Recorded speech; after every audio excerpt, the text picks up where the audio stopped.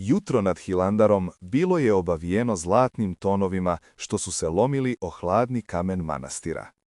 Mladi monah Sava, sin velikog župana Nemanje, klečao je pred ikonostasom dok su mu misli bile duboko uronjene u sudbinu naroda.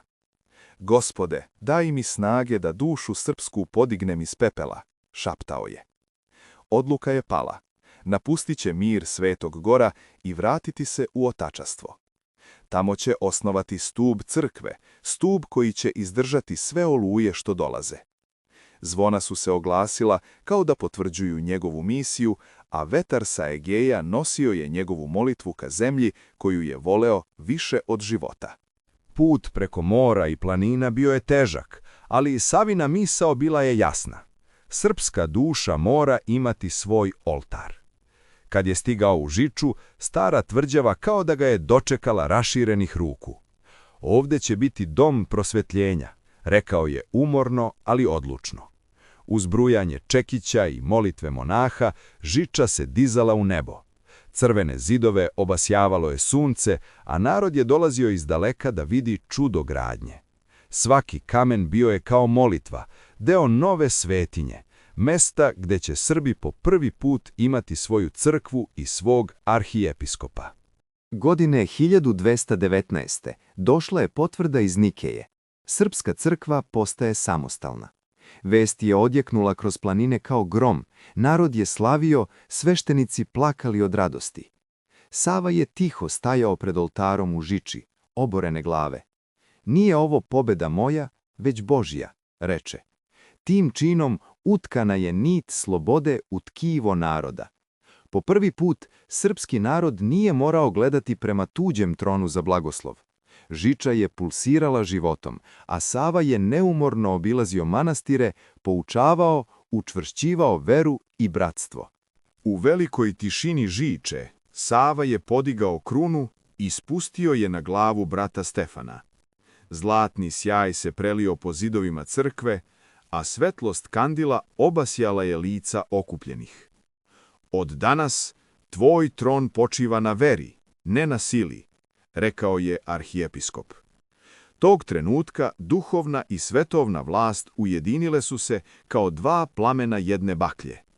Dok su zvona odzvanjala, narod je klečao napolju, obavijen peskom i suzama, osjećajući da prisustvuje nečemu što će trajati vekovima, rođenju duhovnog kraljevstva.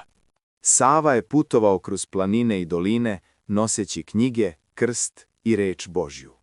Gde god bi stigao, ljudi bi mu prilazili, deca bi ga držala za ruku, starci klečali pred njim. Učite decu pismenosti, jer reč je svetlost koja ne gasne, govorio je. Na mnogim mestima podizao je škole i manastire. Njegovi učenici su širili znanje. Srpska sela počela su da svetle kao zvezde. Svaka kuća gde se pisalo i molilo postajala je mala Žiča. U toj tišini prosvetljenja Sava je video budućnost svog naroda. Vesti o zavistima i razdorima među vlastelom stizale su do Savinih ušiju kao zloslutni vetar. U jednoj noći, u tišini svoje kelije, podigao je pogled ka ikoni Hrista. Gospode, neka mir siđe tamo gde se srce razdvaja, molio je. Sutradan je krenuo da posreduje, neumoran, smiren, noseći reč kao oružje. Njegovo prisustvo donosilo je tišinu, ali teret nacije bio je težak. Ipak, Sava je znao da svaki narod mora kroz vatru proći da bi postao čist kao zlato. Njegova vera bila je bedem nad bedemima. Kada je crkva ojačala, a narod napredovao, Sava je u srcu osjetio zov tišine Svete Gore. Napustio je Žiču, ostavljajući učenike da nastave delo.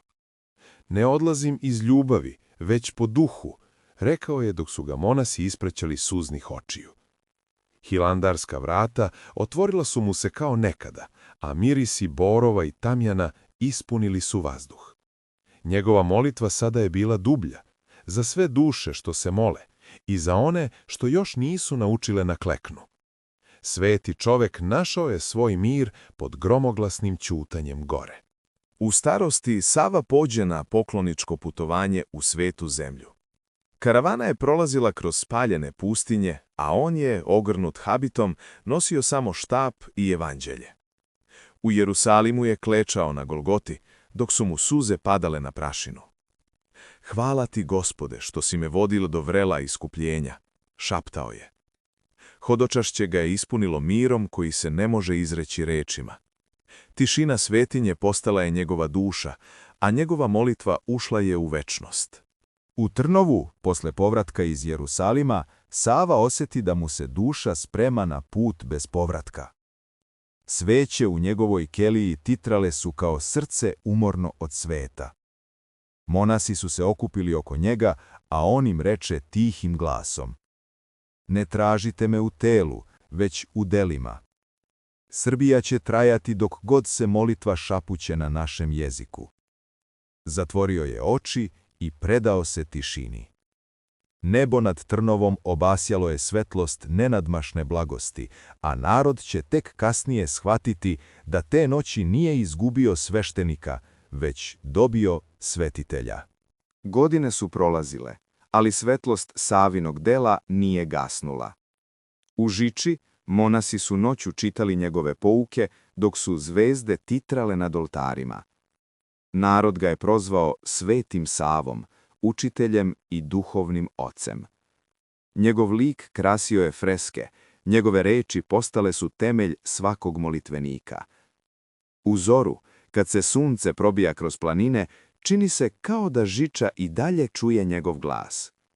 Ljubite, učite, molite se. Tako je prvi arhijepiskop ostao prisutan svuda gde se srce podiže ka nebu.